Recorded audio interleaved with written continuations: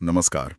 आज हम एक काफ़ी बड़ी खबर पर बात करने वाले हैं जिसने भारतीय व्यापार जगत में थोड़ी हलचल मचा दी है।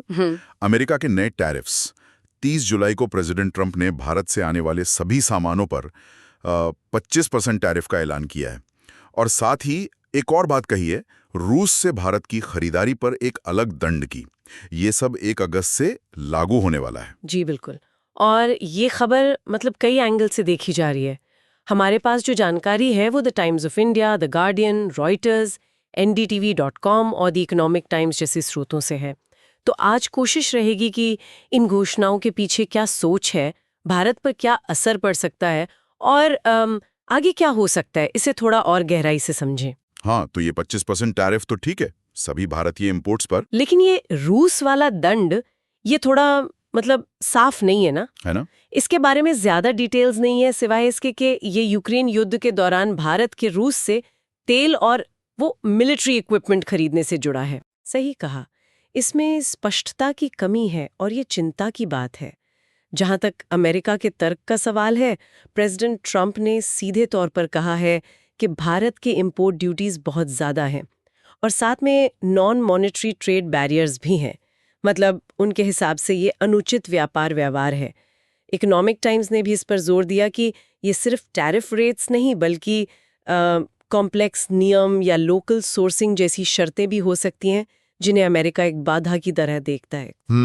और फिर वो रूस वाला हैंगल भी है जिससे दंड का आधार बनाया गया है। ये तो एक तरह से भारत की जो स्वतंत्र विदेश नीति है उस पर सीधा सवाल जैसा लगता है। निश्चित रूप से ये भारत की स्ट्रैटेजिक ऑटोनॉमी के लिए एक चुनौती है।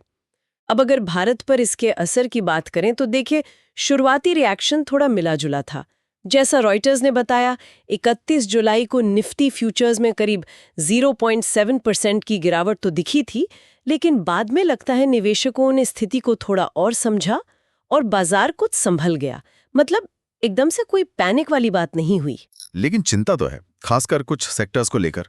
सोर्सेज बता रहे हैं कि textiles, chemicals, ceramics, auto parts, solar equipment, IT services, pharma, electronics, इन पर सबसे ज्यादा असर पड़ सकता है क्योंकि इनका अमेरिका को एक्सपोर्ट काफी ज्यादा है। हाँ, और इसमें एक दिलचस्प बात जो इकोनॉमिक टाइम्स के एनालिसिस में दिखी वो ये कि जहां कपड़ा या ऑटो पार्ट्स जैसे बड़े सेक्टर्स प्रभावित होंगे वो तो हैं ही, लेकिन सिरेमिक्स जैसे कुछ छोटे सेक्टर्स पर प्रोपोर्शनली मतलब अनुपातिक रूप से मार ज्यादा पड़ सकती है।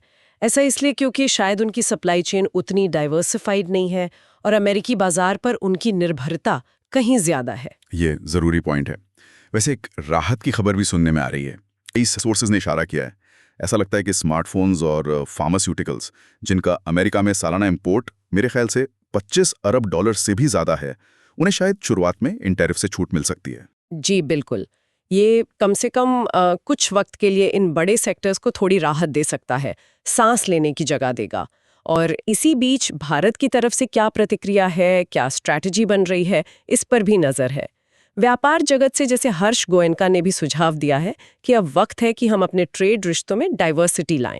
यूरोप और आसियान देशों के साथ व्यापार बढ़ाने की बात हो रही है, अमेरिका पर निर्भरता कम करने पर जोर है। और सरकारी लेवल पे क्या चल रहा है? कॉमर्स मिनिस्ट्री क्या कर रही है?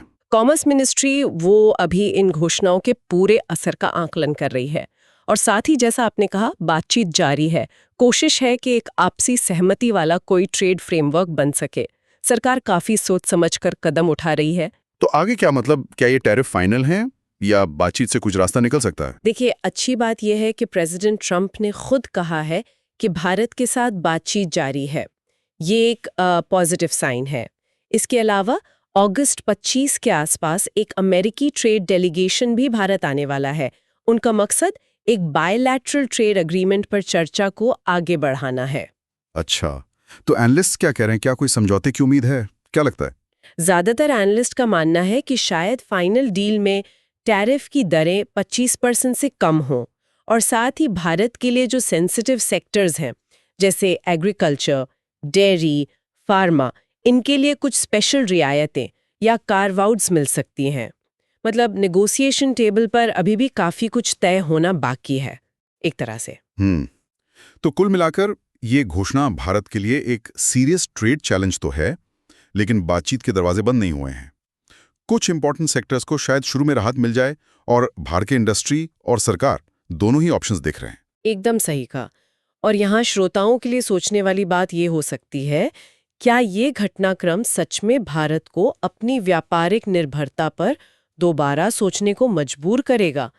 और क्या हम देखेंगे कि भारत यूरोप और आसियान जैसे दूसरे बड़े ट्रेडिंग पार्टनर्स के साथ अपने रिश्ते और मजबूत करने की तरफ बढ़ेगा? ये देखना दिलचस्प होगा कि ये सिर्फ एक तात्कालिक प्रतिक्रिया है या एक लॉन्ग टर्म स्ट्रेटेजिक शिफ्ट की शुरुआत।